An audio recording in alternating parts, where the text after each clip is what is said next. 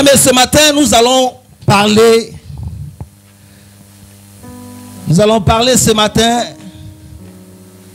d'Ésaü. Nous allons parler un thème très intéressant ce matin. Nous allons parler de ça. Et je veux d'abord, avant de commencer, introduire ce thème en parlant d'abord de Genèse 12. Mais Papa Évariste, si seulement tu peux préparer Genèse 25. Genèse 25, à partir du verset 19 jusqu'à 34. Genèse 25. Ah, le frère Armic aussi. Genèse 25, verset 19 jusqu'à 34. Le thème, ce que Dieu veut. Est-ce que quelqu'un peut noter? Ce que Dieu veut. Shalom, shalom. Ma soeur Priscilla. Ah, j'ai dit ma soeur Priscilla, vous avez répondu à sa place. Vous êtes vaillant ce matin, vous êtes béni ce matin, vous êtes violent ce matin. Waouh. Je vais saluer ma soeur Priscilla. Comment vas-tu? Ça va? Mais tu ne t'appelles pas Priscilla? Parce que tu regardes derrière. Alléluia. Le thème de ce matin, dans le chapitre 25, à partir du verset 19. Papa, fais-nous la lecture, s'il te plaît. Je lis au nom de Jésus. Amen. Voici la postérité d'Isaac, fils d'Abraham. Abraham engendra Isaac. Isaac était âgé de 40 ans quand il prit pour femme Rebecca, fille de Bethuel, l'araméen, des Padan Aram, et sœur de Laban, l'araméen. Isaac implorant l'Éternel pour sa femme, car elle était stérile. Et l'Éternel l'exauça. Rebecca, sa femme, devint enceinte. Les enfants se heurtaient dans son sein et elle dit, s'il en est ainsi, pourquoi suis-je enceinte? Elle alla consulter l'Éternel. Et l'Éternel lui dit, 2 nations sont dans ton ventre et 2 peuples se sépareront à sortir de tes entrailles. Un de ces peuples sera plus fort que l'autre. Et le plus grand sera assujetti au plus petit. Le jour où elle devait accoucher s'accomplir, et voici il y avait 2 jumeaux dans son ventre. Le premier sortit entièrement roux, comme un manteau de poil. Et on lui donna le nom d'Ésaü. Ésaü, quelqu'un dit Ésaü. On l'appelle Ézo. Continue, papa. Ensuite sortit son frère, dont la main tenait le talon d'Ésaü, et on lui donna le nom de Jacob. Isaac était âgé de 60 ans lorsqu'il naquirent ses enfants grandis. Ésaü devint un habile chasseur, un homme de champ. Mais Jacob fut un homme tranquille qui restait sous les tentes. Isaac aimait Ésaü parce qu'il mangeait de gibier. Et Rebecca aimait Jacob comme Jacob faisait cuire un potage. Ésaü revint de champ accablé de fatigue. Ésaü dit à Jacob, laisse-moi, je te prie, manger de ces roues-là, car je suis fatigué. C'est pour cela qu'on a donné à Ésaü le nom d'Édom. Édom. Jacob dit, vends-moi aujourd'hui ton droit d'aînesse. Ésaü répondit, voici, je m'en vais mourir. À quoi me sert ce droit d'aînesse? Et Jacob dit, jure-le-moi d'abord. Et lui jura, et il vendit son droit d'aînesse à Jacob. Alors Jacob donna à Ésaü du pain et du potage de lentilles. Il mangea et but, puis s'éleva et s'en alla. C'est ainsi qu'Ésaü méprisa le droit d'aînesse. Alléluia. Que quelqu'un acclame la parole du Seigneur. Bien-aimé, Genèse. Je veux d'abord rappeler un peu, faire un peu d'historique avant de pouvoir entrer dans le vif du sujet. On a dit le thème, c'est ce que Dieu veut. On aura pour sous-thème, ne te laisse pas faire. Alléluia. On a l'habitude de lire ce texte. Mais nous allons comprendre à l'envers du décor ce qui est sous les lignes. Alléluia. Tu n'es pas encore dans le truc. Mais ça vient. Dis à ton voisin, ça vient. La parole ici est comme un guide. La Bible, de Genèse jusqu'à Apocalypse, est une suite logique. Voici pourquoi on peut même prendre Genèse 12 pour exprimer la pensée de Dieu aujourd'hui et Genèse 12 pour exprimer encore la pensée de Dieu demain. Genèse 12 encore pour exprimer la pensée de Dieu après-demain. Je ne sais pas si quelqu'un me suit. Parce qu'il y a ce qui est écrit et il y a ce qui est écrit sous les lignes. Alléluia. Bien aimé, petit rappel.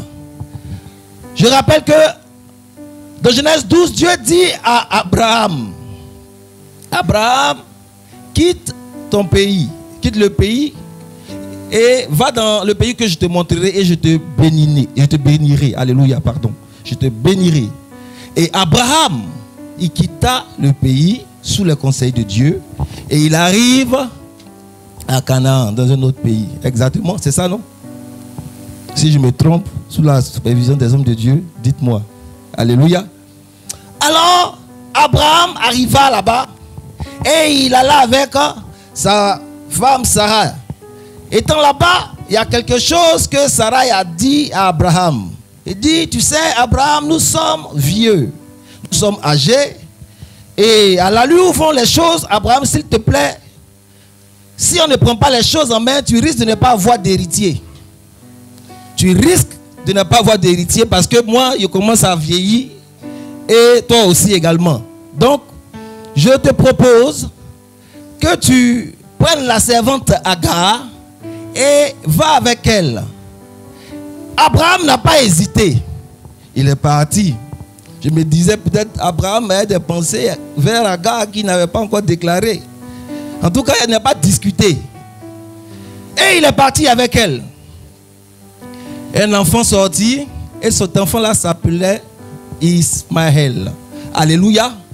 C'est ainsi que même pendant que Sarai a accepté que Agar aille avec son mari,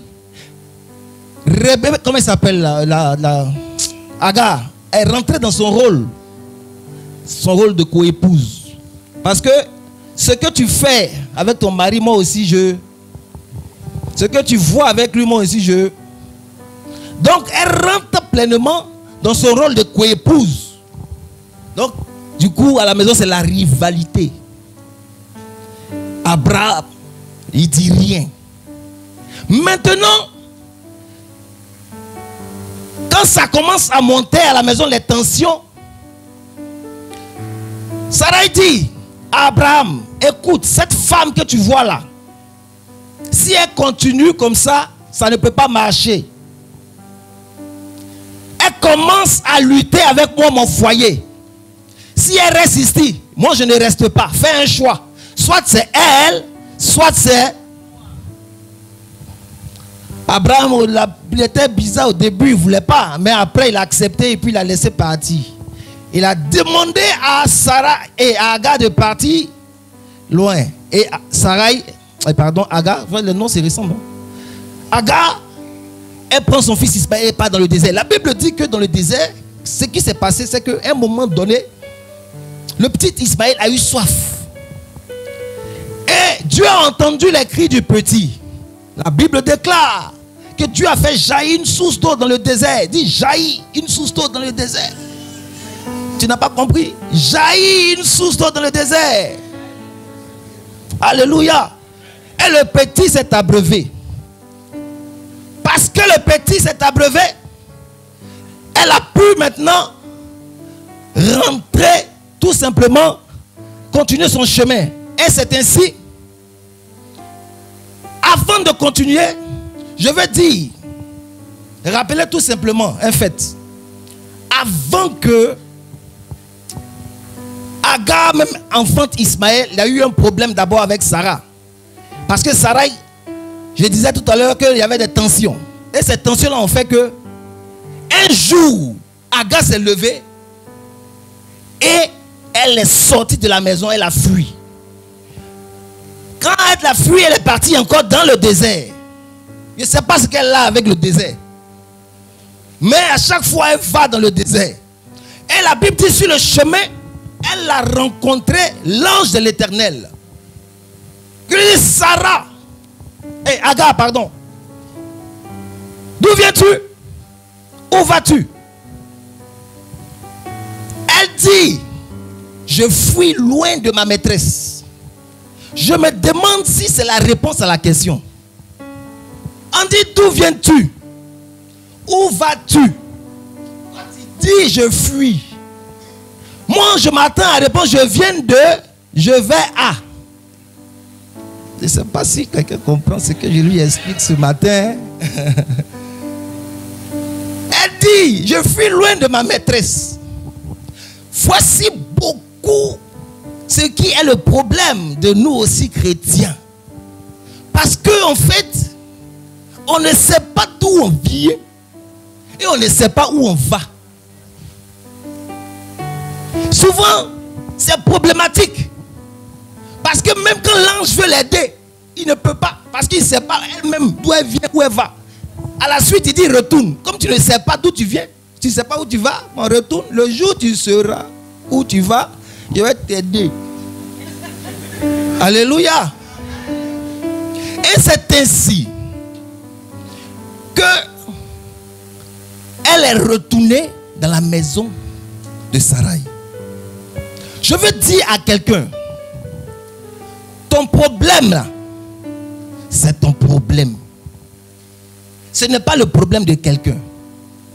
Si toi tu as échoué, c'est à toi tu dois t'en prendre. Si ton père a échoué, c'est lui son problème. Mais si toi tu échoues, c'est toi ton problème. Elle ne sait pas où elle est quittée. Elle ne sait pas où elle va. Un homme de destinée doit savoir, premièrement, d'où il vient, où il va. Troisième chose, et avec qui il marche. Je ne sais pas si je parle à quelqu'un ce matin. Il doit savoir ces trois choses. Parce que sans ces trois choses, tu ne peux pas marcher pleinement dans l'assurance. J'étais en train de dire, si tes parents ont échoué, ce n'est pas de ta faute. Si tes parents n'ont pas réussi dans la vie, ce n'est pas de ta faute. Mais si toi tu échoues, c'est ta faute parce que c'est ton histoire. Tes parents n'écriveront pas ton histoire pour toi. Tes parents n'écriveront pas ton histoire à ta place. Tu es le maître de ta vie, le capitaine à bord. Quand on te donne une feuille pour que tu écrives tes projets, la feuille est vierge, tu prends le stylo et tu écris ce que tu veux voir se réaliser demain. C'est ainsi que ces trois choses ne doivent pas échapper, chrétiens que nous sommes. Savoir d'où on vient, savoir où on va, et puis savoir avec qui. Vous suivez très bien. C'est bien ça. Ne fuis pas le problème. Papa Amic, fuis pas le problème. Parce que quand le problème te poursuit, tant qu'il ne t'a pas attrapé, il rôde seulement. Les problèmes ne vont jamais finir. Les problèmes vont toujours pousser. Je ne connais pas ton problème ce matin. Je ne connais pas ta situation ce matin. Mais j'annonce à quelqu'un ce matin, ne fuis pas les problèmes. Ne fuis pas le problème. Affronte le problème. Garde ces trois choses afin de pouvoir continuer. Et Agar, avec Ismaël, elle a pu essuyer ses larmes un jour. Parce que qui connaissait la situation d'Agar, peut-être Agar aussi cherchait un fils.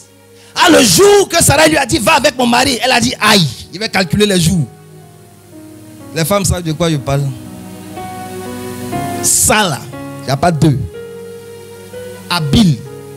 Il regarde bien, il frappe. Une fois elle est partie, Ismaël. Adam, on peut faire ça. Alléluia. Donc quand je lis la Bible, Isaac était le père.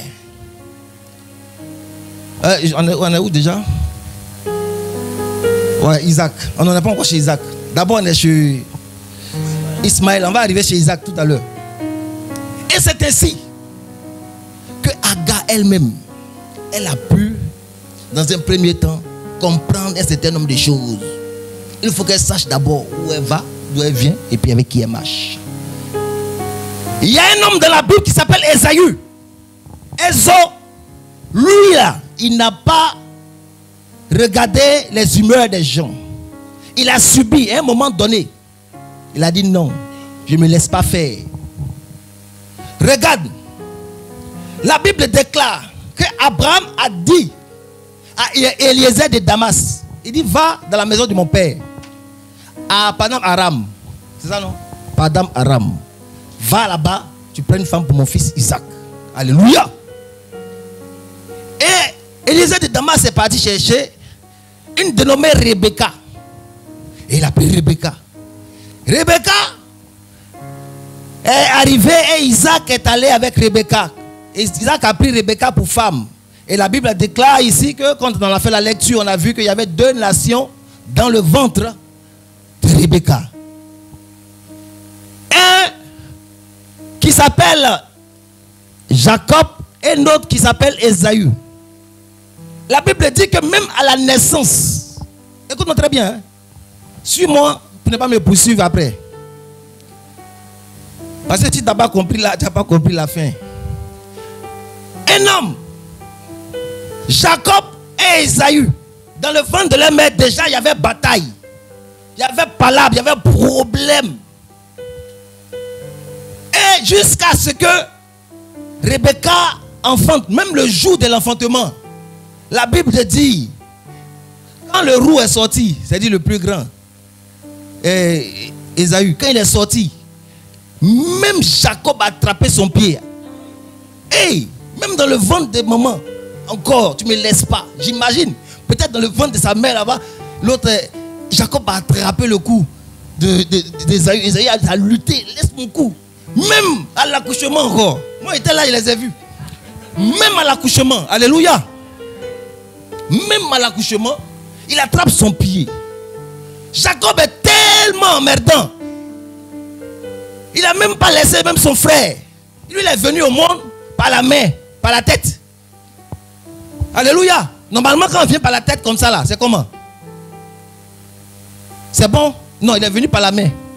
Parce que c'est la main d'abord qui est sortie. C'est pas ça? Et c'est difficile quand c'est comme ça. D'abord, tu dois mettre la tête et puis... Alléluia. Donc, c'est comme ça que Jacob a emmerdé son frère Ésaü. Dit, je ne me laisse pas faire. Ah, tu vas te laisser faire ta manière de dire, moi, je ne me laisse pas faire. Jacob, lui, la parole déclare que il n'aimait pas son frère. C'était comme une lutte depuis. Même la maman, parce qu'elle a eu la prophétie que le jeune Jacob est choisi de Dieu, il est béni de Dieu, elle a pris sa part. Elle aime Jacob, mais Ésaü, elle ne fait rien lui. Je ne sais pas comment il va vous expliquer ça. Il a dit quoi ici?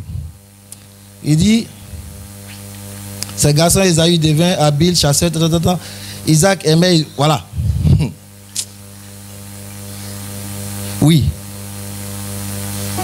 Un jour, Jacob faisait que, voilà.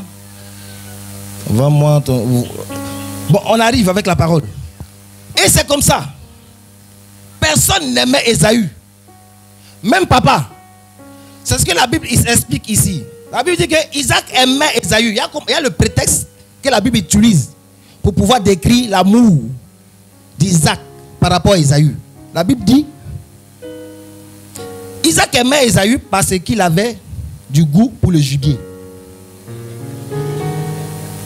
Et Rebecca aussi. Et Rebecca aimait aussi Jacob. Elle, parce qu'elle a choisi son camp, elle connaît la bénédiction. Parce que c'est un habile chasseur.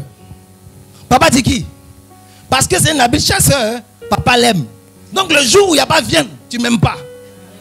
Quel amour que le père témoigne envers son fils. L'amour de viande. Isaac ne s'est pas laissé faire. Dis, Isaac ne s'est pas laissé faire. On continue. Même, la Bible déclare que Ésaü est parti chasser. La Bible dit qu'il travaille toujours dans les champs. Il est toujours derrière les troupeaux. Chasseur. Il est rentré fatigué. Il avait faim. Et il arrive, il voit son frère qui est couché sur les tentes. La Bible déclare, on dit lui, il était peinard toujours sur les tentes. Jacob. Lui, le fils chéri, il est couché toujours tranquille, sous les tentes. Alléluia.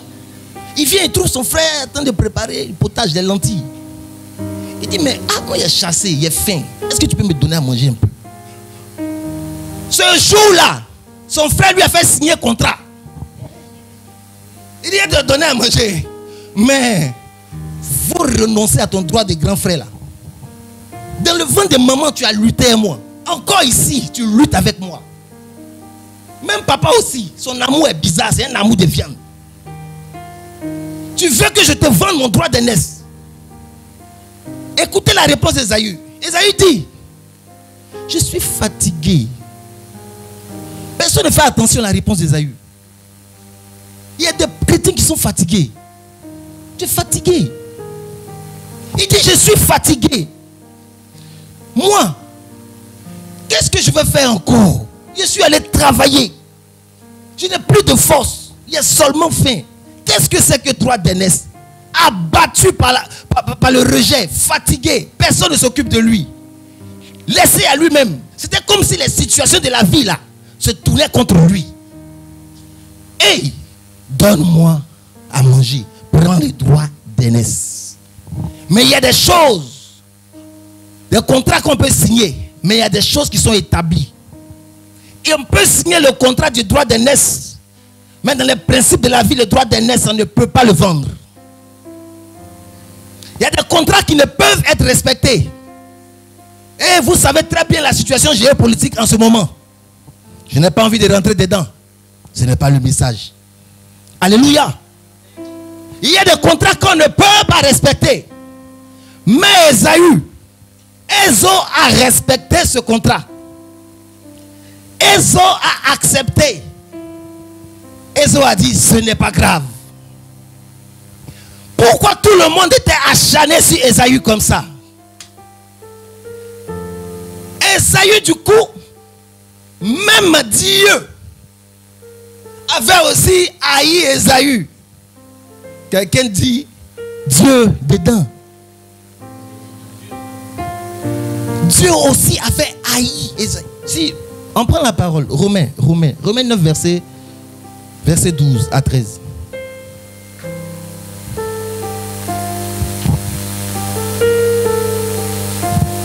La personne qui trouve, est-ce qu'il peut faire la lecture? Papa Amic, voilà. Papa Amic, s'il te plaît. Romains 9, 12. Je lis. Il fut dit à Rebecca, l'aîné sera assujetti au plus jeune, selon qu'il est écrit, j'ai aimé Jacob et j'ai haï Ésaü. Que dirons-nous donc? Y a-t-il en Dieu de l'injustice? Loin de là.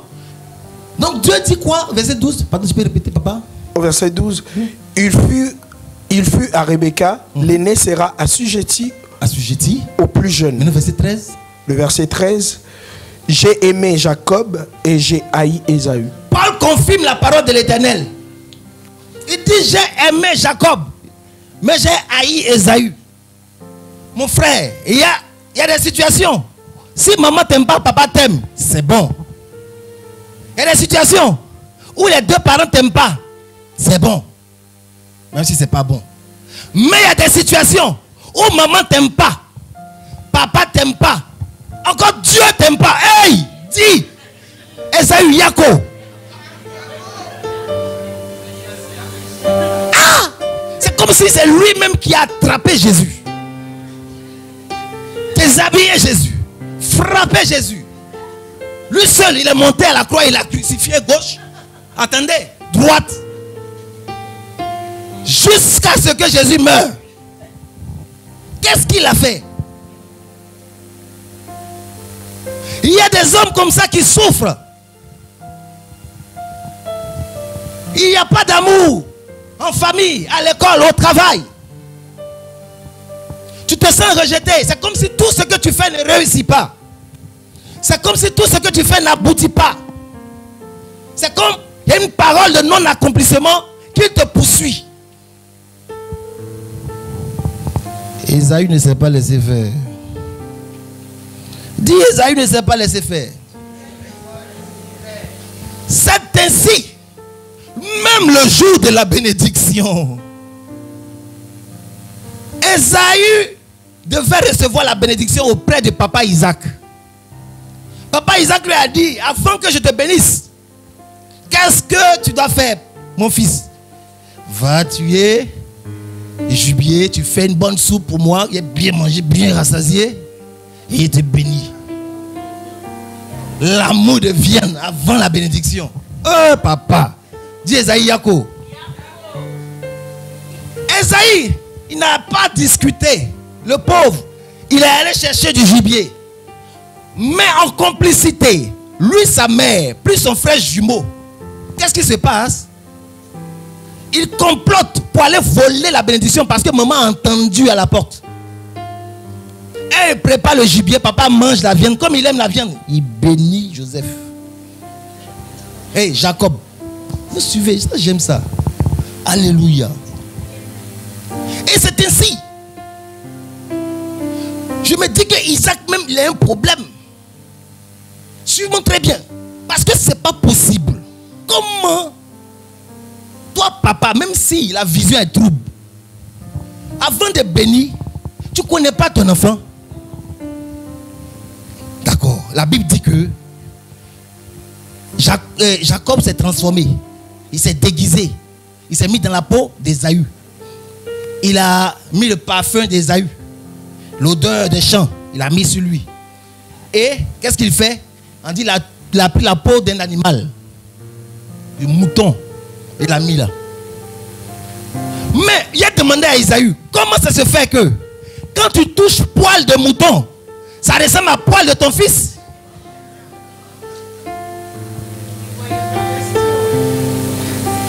Adam, on peut faire ça. Est-ce que si tu vois ton fils, tu touches ces trucs comme ça, si ces poils sont beaucoup, tu ne faut pas avoir peur. On dit que Ésaü était poilu. Mais pas jusqu'au point comme ça.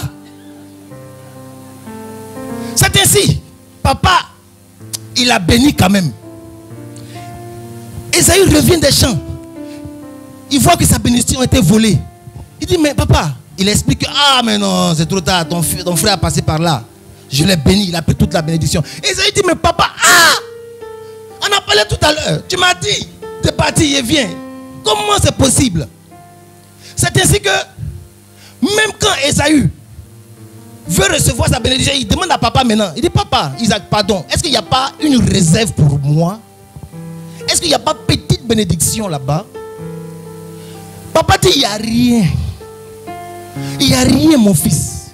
Mais ce qui m'étonne, il est en train de dire qu'il n'y a rien au verset 27. Mais verset 28. Pardon, chapitre 28. Genèse 28. C'est bizarre. Dis bizarre. Isaac appelle Jacob encore, le frère jumeau là, qui a déjà reçu la première bénédiction, pour le bénir encore. Papa, est-ce que tu peux faire la lecture là? Chapitre 28, verset 1. Verset 1 à 2.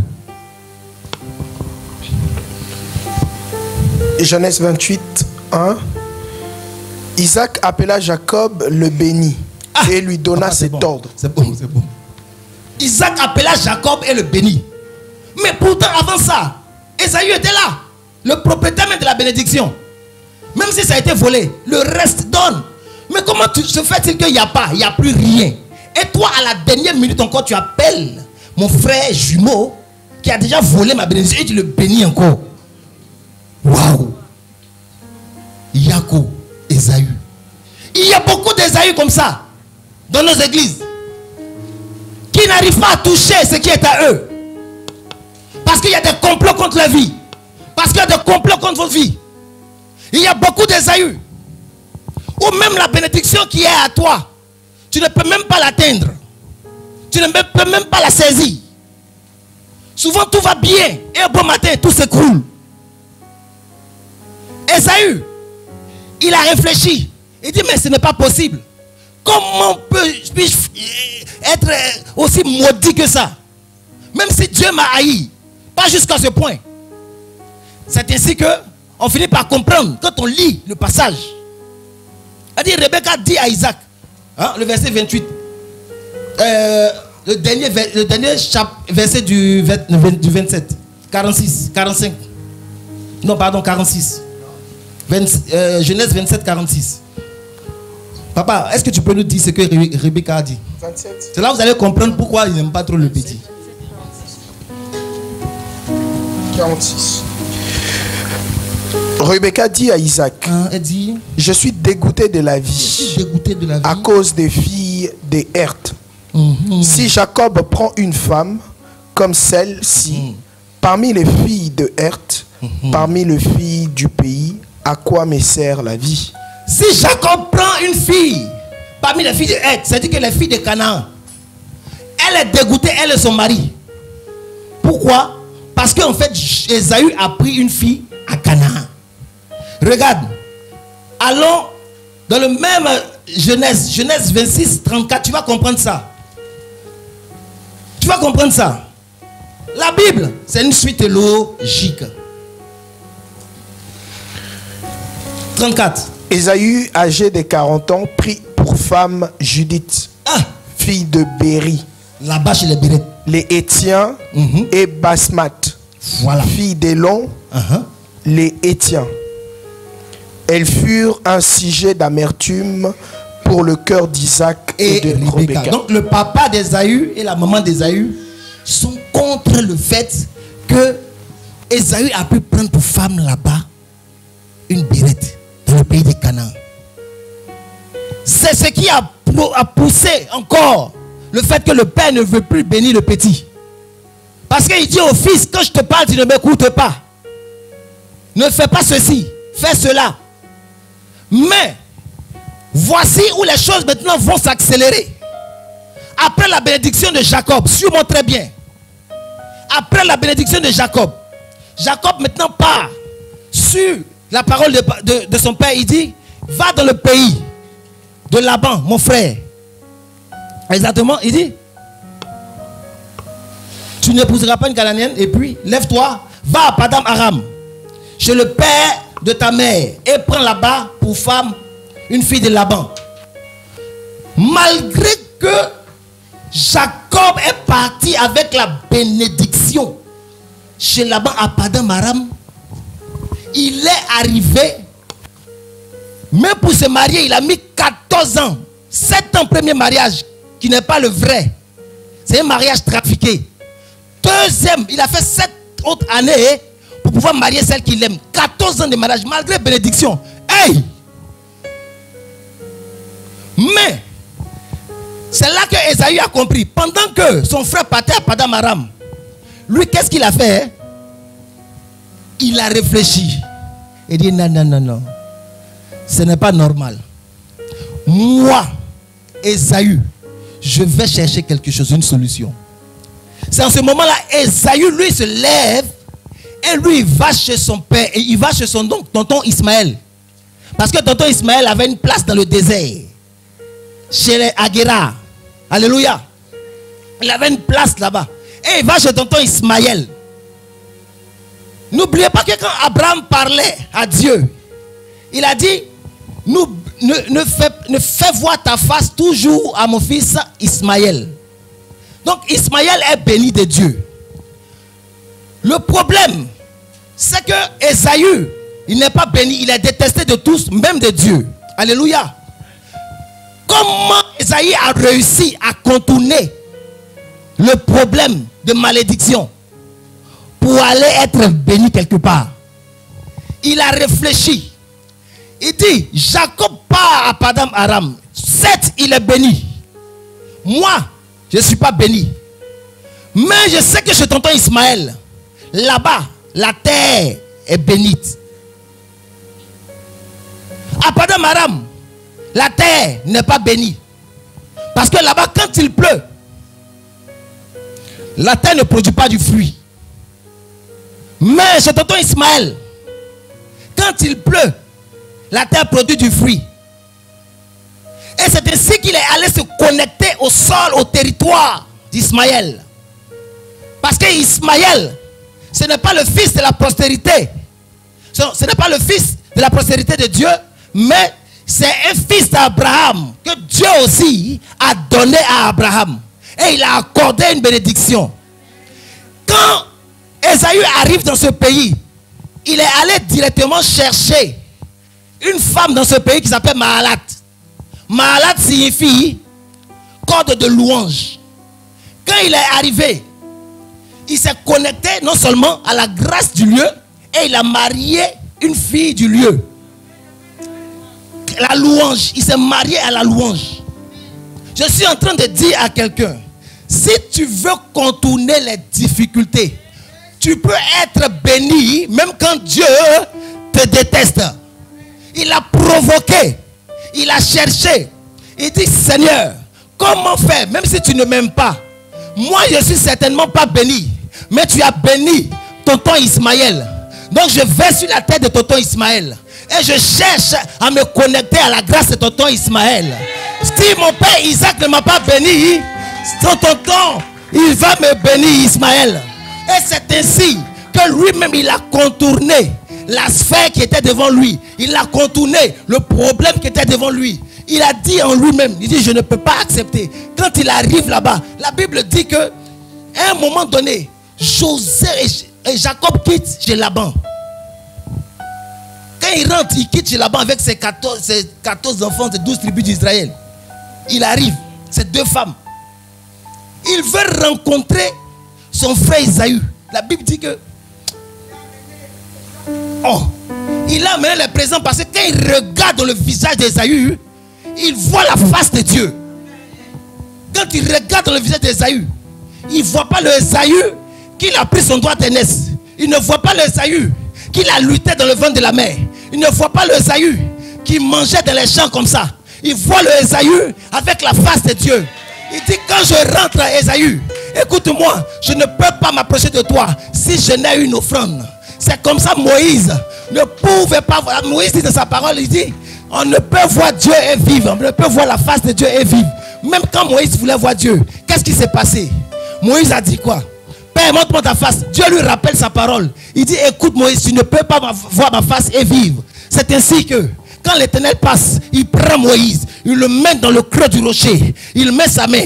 Quand Dieu passe, Moïse voit Dieu, mais pas de face, main de dos. Je suis en train de dire à quelqu'un, parce que tu ne vois pas la main de Dieu maintenant, Dieu te réserve une surprise. Dieu te révèle des grandes choses. Moïse n'a vu Dieu par le dos, certes, mais il y a quelqu'un dans la Bible aussi qui s'appelle Gédéon, qui a vu la face de Dieu. Il y a des gens dans la Bible qui ont vu la face de Dieu. Tous ceux qui ont vu la face de Dieu, écoutez-moi très bien, ceux qui ont vu la face de Dieu et qui n'avaient rien en main sont restés. Mais ceux qui ont vu la face de Dieu et qui avaient une offrande en main, ceux-là, ils ne sont pas partis. Dieu a pris l'offrande et la vie est restée intacte. C'est ainsi que lui qui s'appelle Jacob, quand il est venu, il regarde son frère, il ne reconnaît pas son frère. Il dit non, non, non, non, je vois Dieu en celui-là. Donc qu'est-ce que je dois faire? Il prend une offrande avant d'arriver. Il donne, il donne. Il dit tiens, et je suis loin. Si tu acceptes, je m'approche de toi. Je ne peux pas m'approcher de toi si tu n'acceptes pas ceci. Parce que l'Éternel n'a pas dit son dernier mot. Ésaü rejeté, Ésaü détesté. Ésaü, il n'est pas aimé de son père, il n'est pas aimé de sa mère, même Dieu l'a haï. Malgré le fait que Dieu l'a haï, qu'est-ce qui s'est passé? Ésaü s'est connecté à la terre. Bien-aimé, il faut te connecter à la terre de l'endroit où tu es. Si tu es ici, connecte-toi au sol d'ici. C'est ainsi que ta bénédiction sera. Si tu es dans ce lieu, connecte-toi à la grâce de ce lieu. Il est allé vers Ismaël. Ah, Ismaël veut dire, Ismaël veut dire Dieu entend. Est-ce que quelqu'un me suit? Ismaël veut dire Dieu entend. Quand il va vers Ismaël, qu'est-ce qu'il fait? Il est en train de partir vers celui que Dieu entend. Parce que quand lui il parle, Dieu ne l'entend pas. Quand lui il dit, Dieu ne l'écoute pas. Quand il parle à sa maman ne l'écoute pas. Quand il parle à son papa l'aime pour la viande. Écoute, bien-aimé, je suis en train de dire, si Dieu ne t'écoute pas, cherche à aller dans l'endroit, chercher la personne que Dieu écoute. Connecte-toi à la grâce de celui que Dieu écoute. Ainsi la bénédiction te localise. Le nom puissant de Jésus-Christ. Alléluia.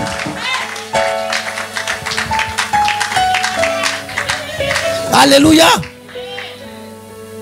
La main de l'Éternel, il a pu camoufler tout ce qu'il a fait à son frère par une offrande. C'est ainsi que tu peux voir la face de Dieu. Bien-aimé, je vais chuter par là. Agar. Agar signifie. Je sais que quelqu'un ne va pas me donner la signification. Alléluia.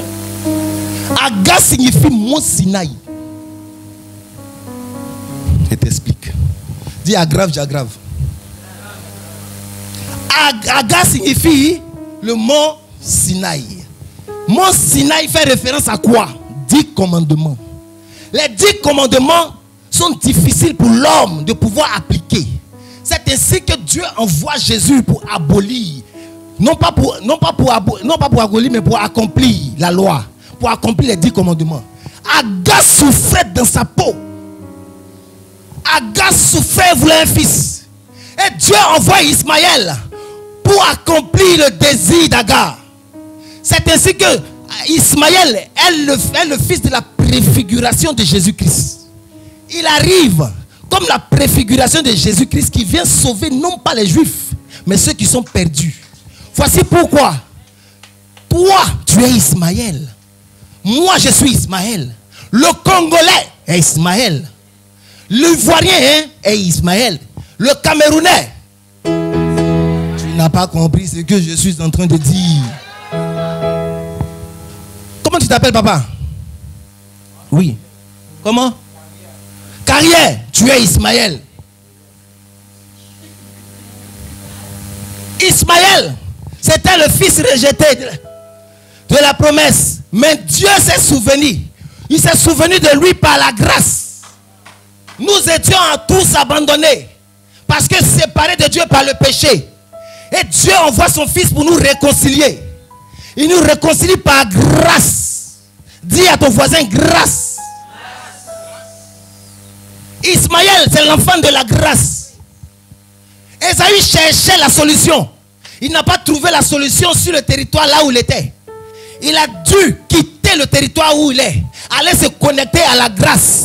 Mais il ne s'est pas seulement connecté à la grâce. Mais qu'est-ce qu'il a fait? Il s'est marié avec la corde de louange. Aïe, aïe, aïe, aïe, aïe.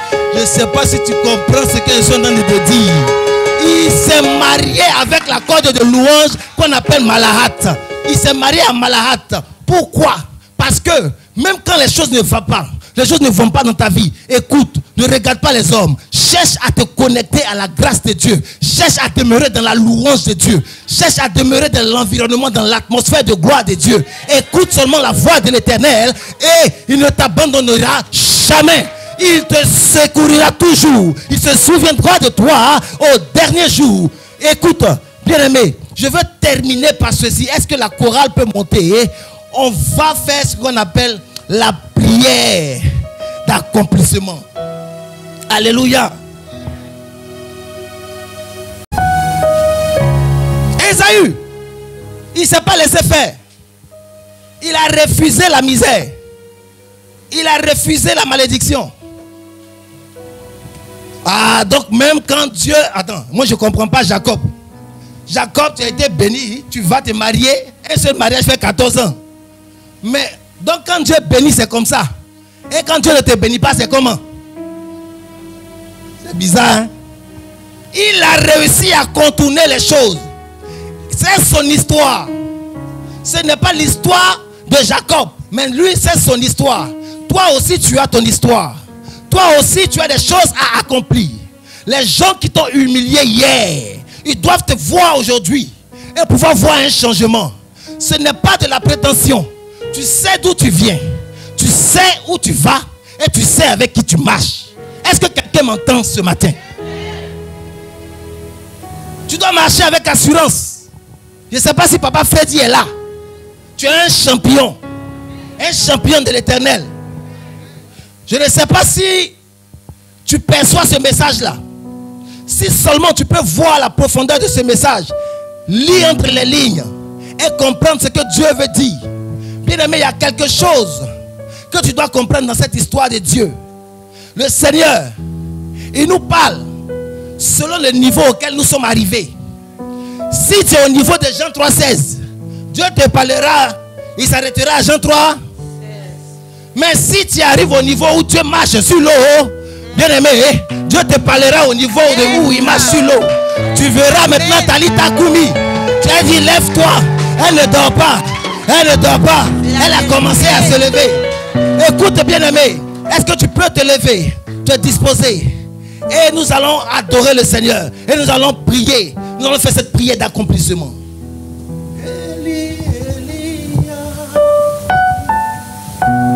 Yes, connecte-toi. Le Seigneur veut faire quelque chose pour toi.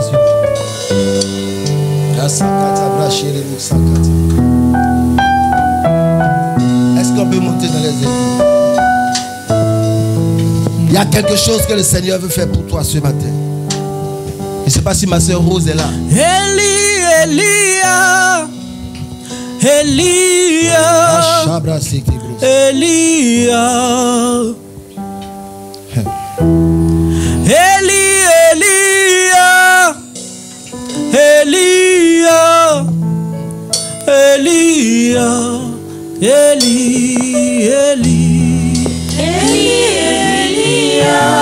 Est-ce que tu peux fermer tes yeux et puis lever ta main vers le ciel?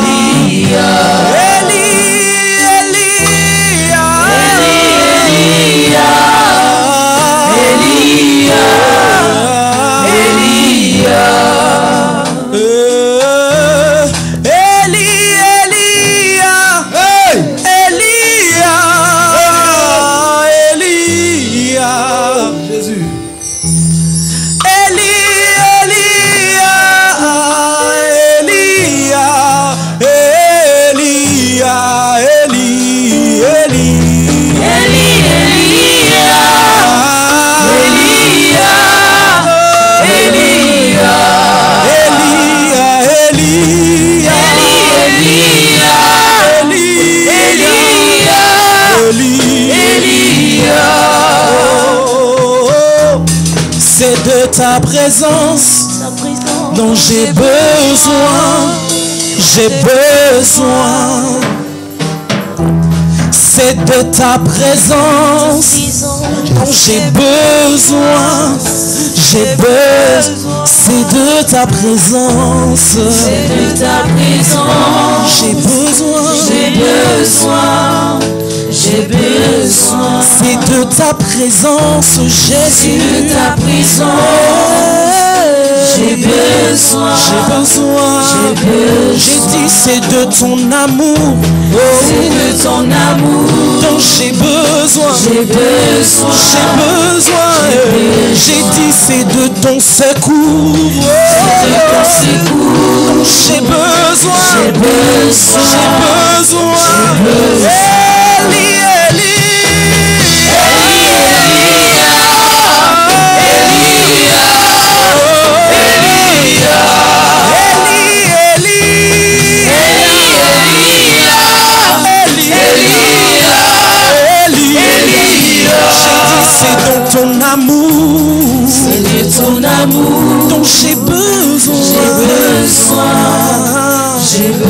besoin. C'est de ton amour, Jésus. C'est de ton amour. J'ai besoin. J'ai besoin. J'ai besoin de toi.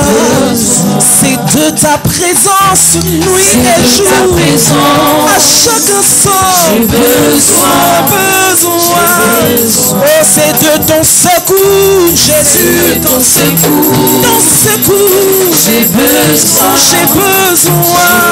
Oh, c'est de ton secours. Dont j'ai besoin. J'ai besoin. Et c'est de ta puissance. De ta puissance. Oh, j'ai besoin. J'ai besoin. Jésus, c'est de ta puissance. Dont j'ai besoin. J'ai besoin.